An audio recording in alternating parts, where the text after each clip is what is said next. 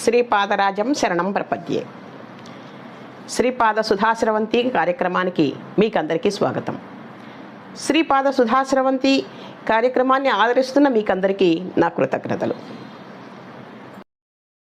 శ్రీ గురుభ్యో నమః. బాలుడిగా ఉండగానే సన్యాస దీక్ష తీసుకున్న శ్రీ నరసింహ సరస్వతి స్వామి చిన్న వయసులోనే దేశాటనం చేశారు. అనేక క్షేత్రాలను, అనేక తీర్థాలను దర్శించి ఆ తీర్థాల క్షేత్రాల ప్రాముఖ్యతను లోకానికి వెల్లడి చేశారు. భీమా అమరజా నదీ సంగమం దగ్గర ఉన్న గంధర్వపురంలో అంటే గాణగాపురంలో స్థిరంగా ఉండిపోయారు. గాణగాపురంలో శ్రీగురుడు చేసిన అద్భుతమైన లీలలకు అంతే లేదు.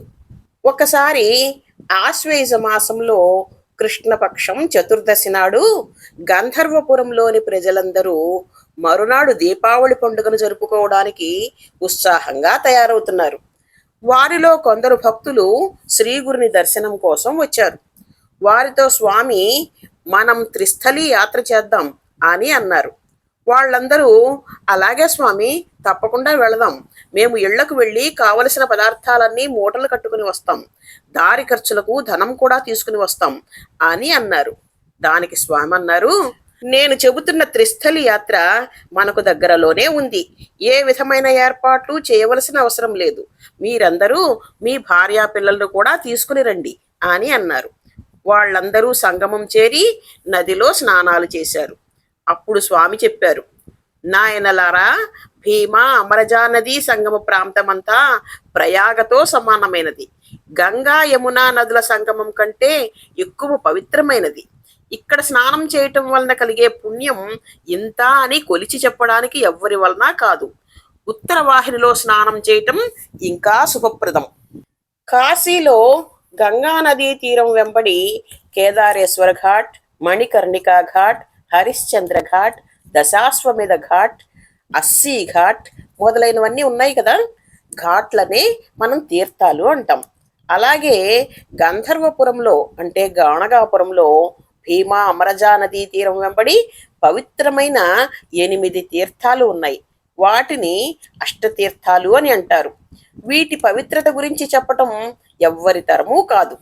అవి 1 షట్కూల తీర్థం, 2 మనోరథ తీర్థం, 3 మహాతీర్థం, 4 పాపనాశక తీర్థం, 5 కోటి తీర్థం, 6 రుద్రపాద తీర్థం, 7 చక్ర తీర్థం, 8 మన్మథ తీర్థం అని చెప్పారు శ్రీగురుడు. అప్పుడు ఒక భక్తుడు, స్వామి, ఈ నదికి అమరజా నది అనే పేరు ఎందుకు వచ్చింది? ఆ విషయం చెప్పండి అని అడిగాడు. దానికి స్వామి ఇలా చెప్పడం ప్రారంభించారు. పూర్వం ఒకప్పుడు దేవతలకు రాక్షసులకు భయంకరమైన యుద్ధం జరిగింది. ఆ యుద్ధంలో జాలంధరుడు అనే రాక్షసుడు ఎందరో దేవతలను చంపేశాడు. అప్పుడు దేవతలకు రాజైన ఇంద్రుడు కైలాసం చేరి శంకరుడిని ప్రార్థించాడు. మహాదేవ, మృత్యుంజయ, ఈ యుద్ధంలో దేవతలకు అపజయం తప్పదని నాకు అనిపిస్తోంది. అదేమి చిత్రమో తెలియదు, రాక్షసుల శరీరాల నుండి కారిన రక్తపు చుక్కల నుండి వేల కొలది రాక్షసులు పుడుతున్నారు, దేవతలను సంహరిస్తున్నారు అని చెప్పాడు. మహాదేవుడు వెంటనే యుద్ధానికి సిద్ధమయ్యాడు. కానీ ఇంద్రుడు, యుద్ధంలో చనిపోయిన దేవతలను బ్రతికించేందుకు ఏదైనా మార్గం ఉంటే చెప్పండి అని ప్రార్థించాడు. అప్పుడు శివుడు ఇంద్రుడికి ఒక కలశం అంటే చెంబు లాంటిది ఇచ్చారు. దానిలో ఉన్న నీటిని చనిపోయిన దేవతలందరిపైన చల్లగానే దేవతలందరూ బ్రతికారు. శివానుగ్రహం వలన ఆ యుద్ధంలో దేవతలు జయించారు. ఈ సంఘటన క్షీరసాగర మథనం కంటే ముందు జరిగినది. ఆ అమృత కలశంలోని కొన్ని చుక్కలు భూమి మీద పడి నదిగా ప్రవహించాయి. అదే అమరజా నది. ఈ నదిలోని నీరు సర్వ పాపాలను నశింపచేస్తుంది. భక్తి విశ్వాసాలతో ఈ నదిలో స్నానం చేసిన వారికి అపమృత్యు భయం ఉండదు. ఇది అన్ని బాధలను, వ్యాధులను, బ్రహ్మహత్య లాంటి పాపాలను తొలగించగలదు. త్రివేణి సంగమంతో సమానమైనది భీమా అమరజా నదీ సంగమం. పుణ్యతిథులలో ఈ నదిలో స్నానం చేసిన వారికి అనంతమైన పుణ్యం వస్తుంది. ప్రతిరోజు ఈ నదిలో స్నానం చేసిన వారు దీర్ఘాయుష్మంతులవుతారు అని చెప్పారు శ్రీ నరసింహ సరస్వతి స్వామివారు. ఇప్పుడు ఇక్కడ ఉన్న అష్టతీర్థాలను వాటి ప్రాముఖ్యతను చెబుతాను వినండి అని అన్నారు స్వామి. భక్తులందరూ శ్రద్ధగా వింటున్నారు. మనం కూడా భక్తి శ్రద్ధలతో విందాం. అష్టతీర్థాలలో మొదటిది షట్కుల తీర్థం. భీమా అమరజా నది సంగమంలో ఉన్న తీర్థం పేరు షట్కుల తీర్థం. ఇది ప్రయాగతో సమానమైన తీర్థం. ఈ తీర్థంలో చేసే స్నానం వలన అపమృత్యు భయం, బాధలు, వ్యాధులు, బ్రహ్మహత్య లాంటి మహాపాపాలు నశిస్తాయి. అష్టతీర్థాలలో రెండవది మనోరథ తీర్థం.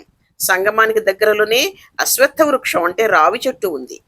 స్వామి స్నానము అనుష్ఠానము పూర్తి చేసుకుని వచ్చి ఈ చెట్టు క్రిందనే విశ్రాంతి తీసుకునేవారు. ఈ తీర్థాన్నే నరసింహ తీర్థం అని కూడా అంటారు. ఈ మనోరథ తీర్థంలో అంటే నరసింహ తీర్థంలో స్నానం చేయటం వలన భక్తుల మనసులోని కోరికలన్నీ నెరవేరుతాయి. ఇక్కడ ఉన్న అశ్వత్థ వృక్షాన్ని అంటే రావి చెట్టుని సేవించిన వారికి కలి ప్రభావం అంటదు, గురు దర్శనం లభిస్తుంది. ఇక్కడ ఉన్న సంగమేశ్వరుడిని పూజించి త్రయంబకం యజామహే మంత్రాన్ని పఠించాలి. ఇక్కడ సంగమేశ్వర స్వామి దర్శనం శ్రీశైలంలోని మల్లికార్జున స్వామి దర్శనంతో సమానమైనది.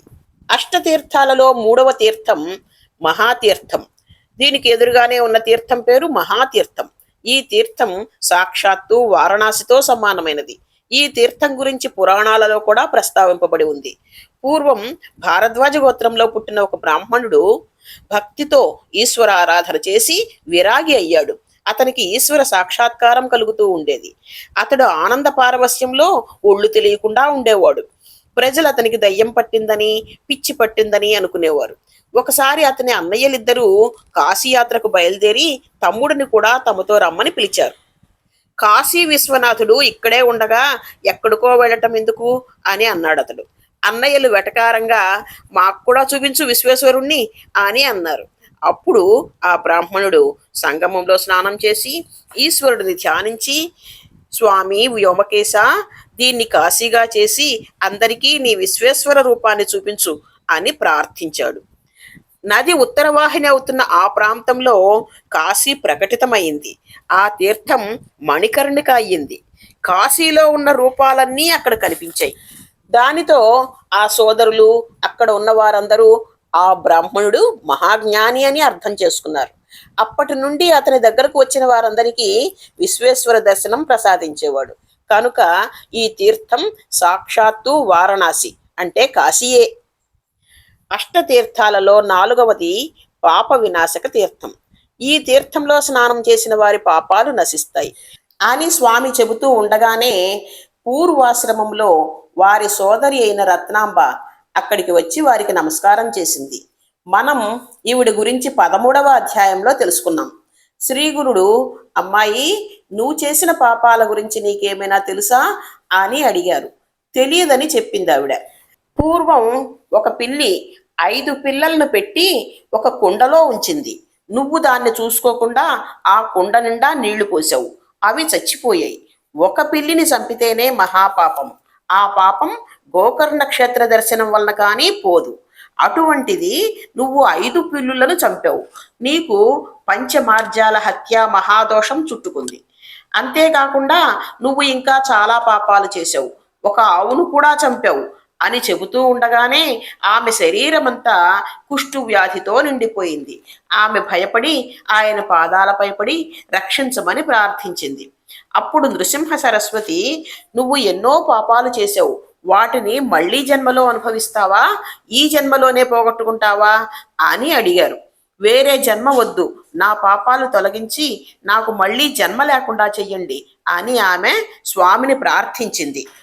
అలా అయితే ప్రతిరోజు ఈ పాపనాశన క్షేత్రంలో స్నానం చేస్తూ ఉండు. ఈ తీర్థంలో స్నానం చేస్తే ఒక్కొక్క స్నానానికి 7 జన్మల పాపం తొలగిపోతుంది. ఈ కుష్ఠురోగం ఒక లెక్క అన్నారు శ్రీగురుడు. ఆమె అలాగే చేసి కుష్టు వ్యాధి నుండి బయటపడింది. ఈ క్షేత్ర మహాత్యాన్ని చూసిన ఆమె అక్కడే ఉండిపోయింది. అష్టతీర్థాలలో 5వది కోటి తీర్థం. ఈ తీర్థంలోనే అన్ని తీర్థాలు ఉన్నాయి. ఇక్కడ చేసిన స్నానం వలన 1,000,000 గోవులు దానం చేసిన ఫలితం లభిస్తుంది. ఇక్కడ చేసే దానం 1,000,000 రెట్లు ఫలితాన్ని ఇస్తుంది. ఇది తిరుమలలో ఉన్న పుష్కరిణితో సమానమైన తీర్థం. అష్టతీర్థాలలో 6వది రుద్రపాద తీర్థం. ఇక్కడికి కొద్ది దూరంలోనే ఉన్నది రుద్రపాద తీర్థం. ఇక్కడ పరమేశ్వరుడి పాదాలు ఉన్నాయి. గయతో సమానమైన తీర్థం ఇది. ఇక్కడ గయలో లాగానే పితృదేవతలకు పిండ ప్రదానాలు చేసి రుద్రేశ్వర స్వామిని పూజించాలి. పితృదేవతలకు ముక్తి కలుగుతుంది. అష్టతీర్థాలలో 7వది చక్రతీర్థం. కేశవస్వామి ఉన్న తీర్థం ఇది. ఇక్కడ స్నానం చేసిన వారికి అఖండమైన జ్ఞానం కలుగుతుంది. ద్వారకతో సమానమైన తీర్థం ఇది. అష్టతీర్థాలలో 8వది మన్మథ తీర్థం. ఇది గోకర్ణంతో సమానమైన తీర్థం.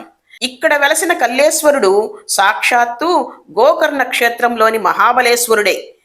మన్మథ తీర్థంలో స్నానం చేసి కల్లేశ్వరుని పూజించిన వారికి అష్టైశ్వర్యాలు సిద్ధిస్తాయి, మోక్షం సిద్ధిస్తుంది, దంపతుల మధ్య అన్యోన్యత, సత్సంతాన ప్రాప్తి కలుగుతాయి అని ఈ విధంగా శ్రీగురుడు గాణగాపురంలో ఉన్న అష్టతీర్థాల గురించి వివరించారు.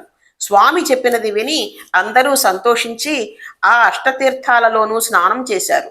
అప్పటి నుండి భక్తులు దేశం నలుమూలల నుండి ఆశ్వేయుజ కృష్ణ చతుర్దశి, దీపావళి అమావాస్య పర్వదినాలలో గాణగాపురానికి వచ్చి అష్టతీర్థాలలో స్నానం చేసి ధన్యులవుతున్నారు. వీటితో పాటు భస్మ పర్వతము, ఔదుంబర వృక్షము, అశ్వత్థ వృక్షము, స్వామివారి నిర్గుణ పాదుకలు ఉన్న శ్రీమఠము, ఆ ఆవరణలోనే ఉన్న రావి చెట్టు దర్శించుకోవాలి. వీటిలో భస్మ పర్వతం గురించి చెబుతాను. మనం శ్రీపాద శ్రీవల్లభ లీలామృతంలో చెప్పుకున్నాం కదా. పిఠాపురంలో త్రేతాయుగంలో చేసిన సవితృకాఠక చయన యజ్ఞంలో చేరిన యాగ భస్మం కొండలాగా పేరుకొనిపోయింది. హనుమంతుల వారు ఆ భస్మ పర్వతాన్ని తీసుకుని వెళ్ళి దేశంలోని నలుమూలలా వెదజల్లారు. అప్పుడు ఆ భస్మ పర్వతం నుంచి ఒక ముక్క ఈ గంధర్వపురంలో అంటే గాణగాపురంలో జారిపడింది. దానికే భస్మ పర్వతం అని పేరు. భక్తులు ప్రసాదంగా ఆ భస్మాన్ని ఇంటికి తీసుకుని వెళుతూ ఉంటారు. ఔదుంబర వృక్షం అంటే మేడి చెట్టు. స్వామి మహిమతో నరహరి అనే భక్తుడి కుష్ఠురోగం పోగొట్టడానికి ఎండిపోయిన మేడి కొమ్మ నుంచి వచ్చిన మేడి చెట్టుది. వందయామి నారసింహ సరస్వతీశ పాహిమాం అనే వీడియోలో ఈ ఔదుంబర వృక్షం గురించి వివరంగా చెప్పాను, చూడండి. అశ్వత్థ వృక్షం అంటే రావి చెట్టు. స్వామివారు స్నానానికి అనుష్ఠానానికి వచ్చినప్పుడు ఈ రావి చెట్టు కిందనే విశ్రాంతి తీసుకునేవారు. శ్రీమఠం, స్వామివారి నిర్గుణ పాదుకలు ఈ మఠంలోనే ఉన్నాయి. ఈ నిర్గుణ పాదుకల దర్శనం శ్రీ గురు నరసింహ సరస్వతి స్వామివారి దర్శనంతో సమానం. రావి చెట్టు, చెట్టు మీద ఉన్న బ్రహ్మరాక్షసుడికి ముక్తిని ప్రసాదించారు శ్రీగురుడు. ఈ రావి చెట్టు మఠం ఆవరణలోనే ఉంటుంది. ఈ విషయాన్ని గురించి 23వ అధ్యాయంలో వివరంగా చెప్పుకున్నాము. అందరికీ నరక చతుర్దశి, దీపావళి శుభాకాంక్షలు చెబుతూ ఈ అష్టతీర్థాలలోనూ స్నానం చేసి ఈ ప్రదేశాలన్నీ దర్శించుకున్న పుణ్యం అందరికీ కలగాలని సద్గురు శ్రీ నరసింహ సరస్వతి స్వామి వారిని మనస్ఫూర్తిగా కోరుతున్నాను. అందరికీ నమస్కారం అండి. నేను చెబుతున్న విషయాలు మీకు బాగున్నాయని అనిపిస్తే తప్పకుండా సబ్స్క్రైబ్ చేయండి, లైక్ చేయండి, షేర్ చేయండి. మీ అమూల్యమైన సూచనలు సలహాలు కామెంట్ బాక్స్లో పెట్టడం మర్చిపోకండి. ధన్యవాదాలు.